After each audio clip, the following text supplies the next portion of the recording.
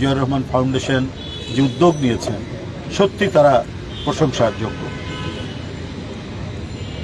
Ziaur Rahman foundation সম্পর্কে তো আমরা ইতিমধ্যে নানা জায়গায় নানা কথা বলেছি, তবে তাদের যে প্রোগ্রামগুলো হাতে নেয় এটা সত্যিকার অর্থেই অত্যন্ত তাৎপর্যপূর্ণ এবং প্রচলিত কর্মসূচিগুলোর বাইরে একটি ভিন্ন মাত্রা, ভিন্ন ডাইমেনশন তারা তৈরি করেছে ইতিমধ্যে।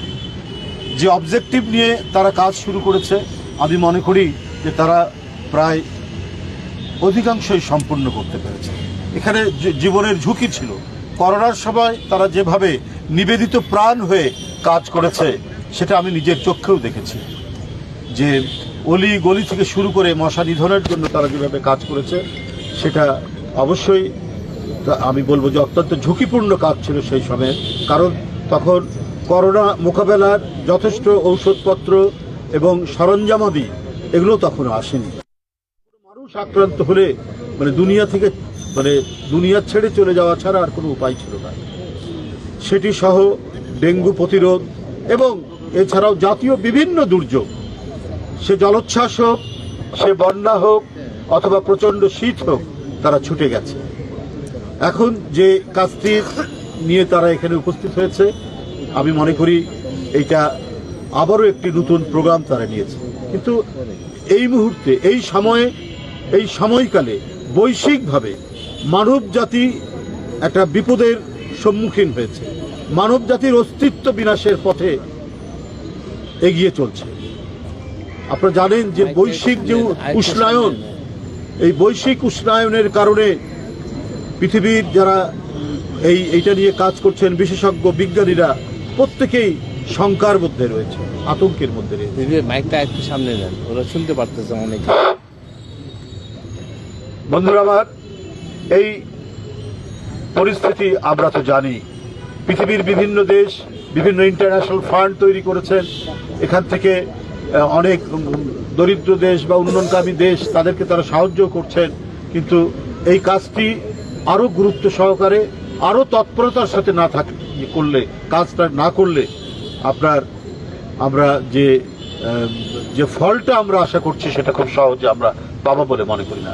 এটা শুধু একটি রাষ্ট্র সরকারের দায়িত্ব নয়, এটি একটি সামাজিক আন্দোলন। ব্যাপকভাবে জনগোষ্ঠীর অংশগ্রহণ ছাড়া এটি সম্ভব নয়।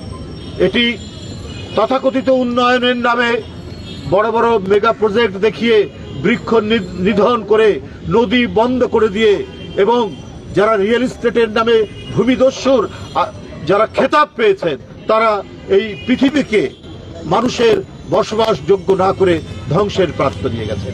তাদের প্রতিনিধি ছিলেন যারা 5ই আগস্টে এই দেশ থেকে পালিয়ে গেছে।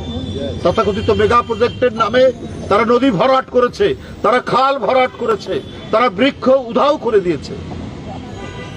কারণ স্বৈরাচার যখন আসে, সেই স্বৈরাচারের দ্বারা কখনোই আপনার মানুষের মঙ্গলের জন্য কোনো ভালো কাজ হতে পারে এটা কেউ বিশ্বাস করতে পারে না। আজকে এই বিশ্ববিদ্যালয়ের উন্মুক্ত প্রাঙ্গণে দাঁড়িয়ে আজকে কথা বলছি, এই যে কত আনন্দের, এটা যে কত উল্লাসের, কত উচ্ছ্বাসের, এটা বলার অপেক্ষা রাখে না। যখন আমি রাজশাহী বিশ্ববিদ্যালয় থেকে ছাত্র রাজনীতির কারণে ঢাকা বিশ্ববিদ্যালয়ে আসি, এই অপরাজয় বাংলার পাদদেশে আমাদের কত বক্তৃতা, কত রাজনৈতিক বিতর্ক, কত ডিসকাশন মধুর ক্যান্টিন থেকে আমরা করেছি। সেই আনন্দের দিন যেন হারিয়ে গেছিল। আমরা কখনো বিশ্ববিদ্যালয়ের ভিতর দিয়ে আমরা যেতে সাহস করতাম না। কখনো যখন যেতাম তখন গাড়ির জানলাটা তুলে দিতাম যে কেউ যেন না দেখে। এই ধরনের একটি ফ্যাসিবাদীর চরম প্রাণ কেন্দ্র ছিল ঢাকা বিশ্ববিদ্যালয় শেখ হাসিনার আমলে।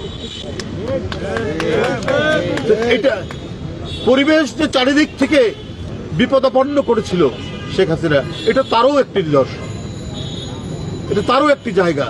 বিশ্ববিদ্যালয়গুলো আমরা পৃথিবীর যতটা আমরা ছাত্র রাজনীতির ইতিহাস পড়েছি, সেই ভেনেজুয়েলা থেকে শুরু করে মস্কো বিশ্ববিদ্যালয় পর্যন্ত যখন জার এবং এক নায়কোচিত শাসন চলছে, তখনও বিশ্ববিদ্যালয়গুলো একটা কর্পোরেট স্বায়ত্ত শাসন ভোগ করেছে এবং ছাত্র আন্দোলন সেখানে তীব্র হয়েছে।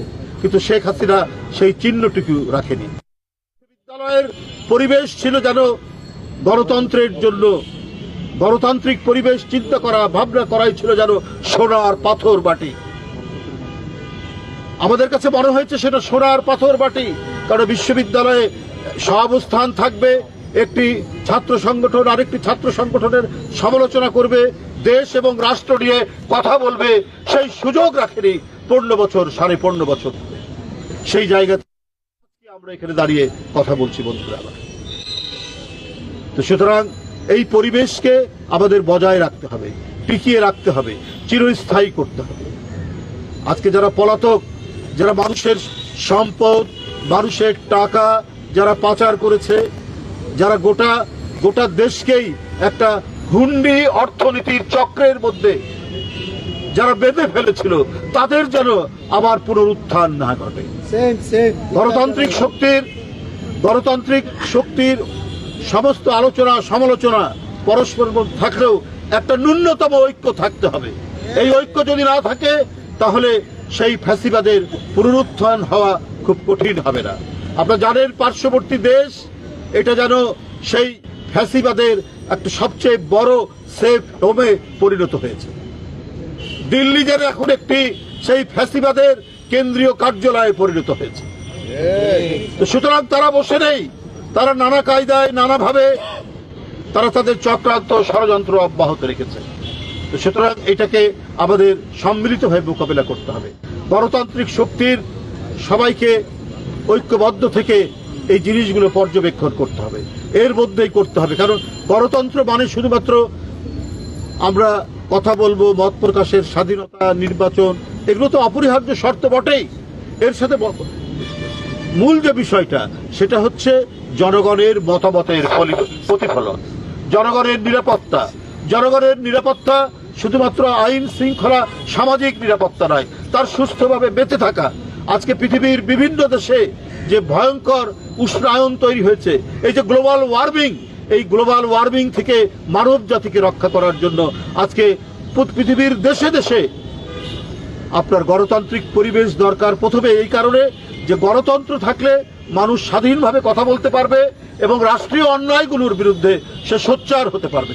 আপনারা জানেন পৃথিবীর এমনও দেশ আছে, এমনও বৃহৎ শক্তিশালী দেশ যে একাই 28% কার্বন ডাই অক্সাইড সে এমিট করে, কিন্তু কিছু বলার নেই, একাই 28% এমিট করে, এই ধরনের দেশ আছে।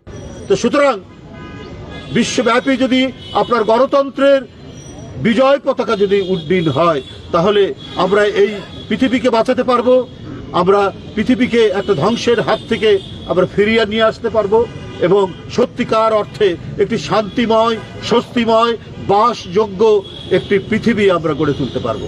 আমি আবারও ধন্যবাদ জানাচ্ছি ফরহাদ হালিম ডালিম সহ তার যে টিম, মুর্শেদ, ডাক্তার আমানুল্লাহ, লুৎফর ভাই এবং আরও যারা তাদের সাথে জড়িত, তাদের এই মহতী উদ্যোগ, এই বৃক্ষরোপণ আজকে আমরা হয়তো আনুষ্ঠানিকভাবে এখানে শুরু হবে, কিন্তু এটা যেন একটা সামাজিক আন্দোলনের মতো এর তরঙ্গ যেন বয়ে যায় সারা বাংলাদেশের।